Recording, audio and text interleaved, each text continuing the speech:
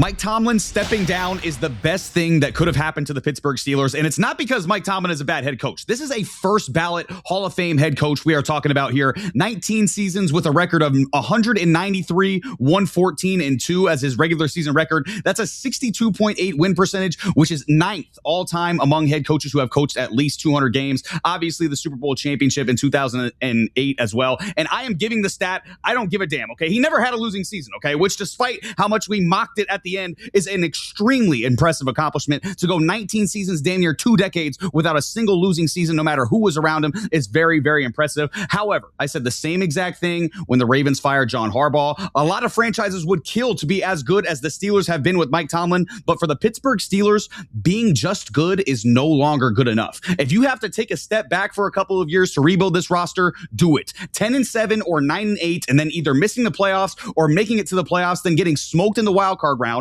which has now happened 5 of the last 6 years, is unacceptable, and change was needed. Short term, maybe the Steelers get worse, but Mike Tomlin stepping down will be the best thing for the Pittsburgh Steelers in the long run. So, fellas, what do you think? Is it the right move for Mike Tomlin to step down? It needed to happen, and it needed to happen last year. It needed to happen the year before. They've prolonged this for no reason. Let's be honest. I understand, Mike Tomlin, he's won a Super Bowl, but that was in 2008. That's almost 2 decades ago. We're approaching to almost 2 decades since that happened. The last time they went to a Super Bowl was 16 years ago now. As the years have gone on, you were just losing in the playoffs more and more and more. And eventually you lost 8 straight playoff games. And that, after 5 straight playoff losses, typically that's the end of it. But they prolonged it because they thought to themselves, oh, we don't have a QB. And did you ever take a second to acknowledge why that is, that you never had a good QB? First of all, you never hit on free agency. You never did. You're too bad to get a high draft pick, but too good to get a decent one so you could get a good QB. So at the end of the day, you were stuck with middling QBs like Kenny Pickett and Mason Rudolph. As soon as he lost the one in 2021, after they had that hot start and then they lost in the wild card to the Cleveland Browns, that should have been it. Art Rooney should have been like, you know what? Time for some changes. It's one thing to make the playoffs, right? You make the playoffs and you're competitive. The Panthers just recently went to the playoffs at 8 and 9, and you'd think, oh, well, they're probably going to get blown. No, they put up a fight. And that's something that they're going to use down the line. These were not productive playoff appearances for the Steelers. They were just getting their keister kicked in, okay? It was terrible. So Mike Tomlin's a great personality. Mike Tomlin is a coach you want to play for. But eventually, good things come to an end. It's what the Ravens did with John Harbaugh. It's what the Steelers should have done with Mike Tomlin a long time ago. I'm just glad it already happened so we can get into a new era of Steeler football. The Steelers, and we've talked about this a lot on this show, they're in sports purgatory where the fan base knows there's an 100% chance we're not going to be terrible, and there's an 100% chance we're also not going to win the Super Bowl. There's no definitive lane for the future, and that's what the Steelers have been stuck in for what seems like the last decade with Mike Tomlin. They just cannot find a way to either be terrible or find a way to actually be competent enough to make a Super Bowl run, and that's a really frustrating place for a team to be, and it's a really frustrating place for a fan base to be. So the fact that Mike Tomlin is moving on means the Steelers might get out of that at least a little bit, because like I said, that's just a horrible place for any franchise to be. But Joe, I got to kick it to you. Is this the right move? Mike Tomlin stepping down, is this the right move for him and the Steelers? I think that we all agreed early on in the offseason, before the season kicked off, that this was the end result. No matter how the season went, I mean, I said it. It's a direct quote. He could have a winning season, he could have a losing season. It does not matter. Mike Tomlin will not be on the sideline for the Steelers in 2026. Sure enough, not 48 hours after being eliminated, he steps down as Steelers head coach. Now, he didn't get fired. The Steelers are a very loyal organization. They do a lot of promotion from within. However, that perpetuates a certain mentality. So you have like Omar Khan. Omar Khan has been with the Steelers since 2001. Got promoted up through the ranks, everything like that. So he's been there as they had terrible drafts. They did not get a lot of first-round talent. I mean, look no further than Caleb Johnson. They drafted a running back, second round, Sammy? That was your guy you were high on? Yeah. They didn't even use him? Yeah, at all. Right? So, I mean, when you start to look at how they got here, right, it's poor drafts, and it's basically credit to Mike Tomlin for making what he could out of a lackluster roster, out of some, besides some cornerstone players, right? The cornerstone players have been TJ Watt and Cameron Hayward, right? Those are the guys. Unfortunately, with Tomlin gone, I think Omar Khan's probably out. And now you have to look at it and go, is a future first ballot Hall of Fame defensive end someone we can rebuild around? I think that you don't have a quarterback. I think your offensive line needs some help. You just got DK Metcalf, but he's the same person you traded away when it comes to attitude issues. So I think that they're going to have to really look at the culture in that locker room now that there's not someone to control it and guide it like Mike Tomlin. So this is probably the most uncertainty we have seen from the Pittsburgh Steelers organization in such a long time. I actually was surprised at how fast this happened. I kind of expected him to possibly have a succession plan in place. And right now it doesn't look like that's the case, right? Like I figured that there was some sort of, hey, if this happens, we have a guy in the wings. And I don't think the Steelers do right now. They're the last one to the table when it comes to looking for head coaches. They're the last one to the table when it comes to trying to get interviews, right? And I think, when you look out there and you look at some of the coaches that are available to replace him, I don't know if there's a culture setter like Mike Tomlin. I guess the only good news is, hey, you're not alone in the AFC North.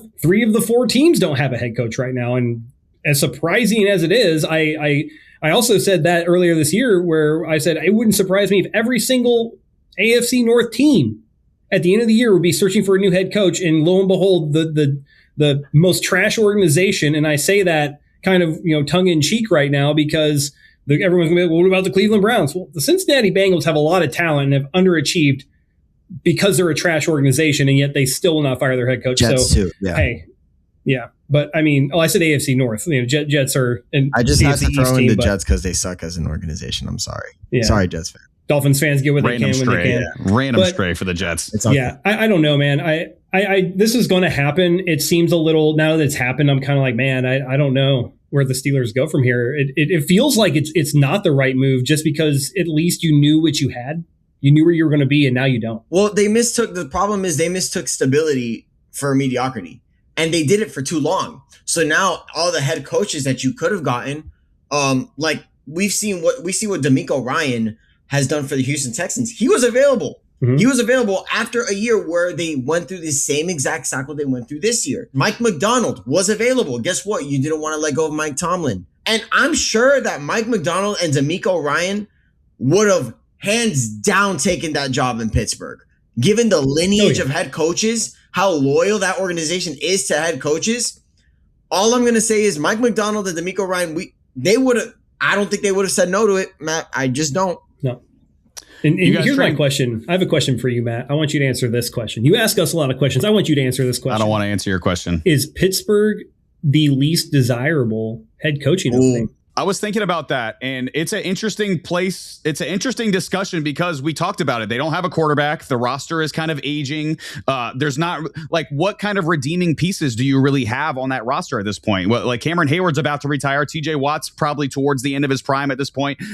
We just saw them. You guys talked about it. They made a big mistake, in my opinion, swapping DK Metcalf and George Pickens. We saw how well George Pickens performed with the Dallas Cowboys this year and how underwhelming DK Metcalf was. It's probably towards the bottom, honestly. If you're a head coaching candidate and you're wanting to win now, as far as win big now, but if you're a head coaching candidate and you want to just have a job for a really long period of time, it's the Pittsburgh Steelers, because this is their 4th head coach since 1969. Chuck Noll was there for 23 years. Bill Cowher was there for 15 years. And then Mike Tomlin was there for 19 years. So it's insane what the Pittsburgh Steelers have done. But you guys kind of brought it up as far as potential candidates go for the Pittsburgh Steelers that I did want to discuss real quick. I'm just going to eliminate all the offensive coaches because that's not the Pittsburgh Steelers. Like that's their whole identity of their franchise has been defensive minded, strong culture setting type head coaches. And maybe they shift to an offensive mind just because that's today's day and age. But I really don't believe that. Like they're the freaking Pittsburgh Steelers. They're the freaking Pittsburgh Steelers. So to me, notable candidates include Chris Shula, Rams DC, Jesse Minter, Chargers DC. One that I really like, I talked about it in a previous video, Brian Flores, the Vikings DC. Robert Saleh as well is another one that I really like, Niners DC. I saw some rumors as well about Marcus Freeman, Notre Dame's head coach. He said that he wasn't available already, but I mean, if you get offered the Pittsburgh Steelers job in the NFL, you kind of have to take it. And then, by the way, this one would be wild. How about John Harbaugh just swapping teams and being petty as shit and going to the Pittsburgh Steelers? video. Steelers. There's a video of the owner making like The owner. like, hey, come here. If John Harbaugh went to the Steelers, he said he would do it, but I doubt that happened. Just swap one underperforming old head coach for the other would be absolutely insane and petty for absolutely no reason. But as far as those guys go, I think I'd like Robert Saleh the best, just based on his coaching style and what he's done with the Niners. He's taken that hospital defense to the second round of the playoffs. I've never seen anything like it. Everybody is dead on that defense, and he's taken them to the second round of the playoffs. So, fellas, who do you think should be the next Pittsburgh Steelers head coach? Robert Saleh. Yeah. I'm not going to lie. 100%. I was thinking either Robert Saleh or Brian Flores. I feel like they fit the identity of Pittsburgh. Perfect, right? But if I'm being completely honest, I think both the Ravens and Pittsburgh Steelers are going to have a beeline for Brian Flores. I think they saw what was going on in Minnesota, and they're seeing what happened in Miami and how things were a little, shaky down here. And they said, and the same thing can be said about Robert Saleh. You're dealing with two trash organizations. You don't know what to think, right? I think those two baldies, ironically enough, I think both of them are going to end up in Baltimore and Pittsburgh. I'm telling you. I agree. I agree with that, Sammy. They're just, and they just feel like AFC North style head coaches, guys who would fit in really well with those organizations. And I agree with you. I think those would be great fits. But I want to emphasize the fact that Mike Tomlin had an amazing career with the Pittsburgh Steelers. 19 seasons, like we talked about, no losing seasons. And to put in perspective how long he has been the Steelers head coach, his first year as Steelers head coach, I was in the 4th grade. I am now 28 years old and graduated from high school a decade ago. To go along that long without being bad, if you're Mike Tomlin, deserves a lot of respect. But sometimes you got to take a step back to take a step forward, and that's what the Pittsburgh Steelers are doing right now. This has been Between the Uprights. Football is life. The rest is just details.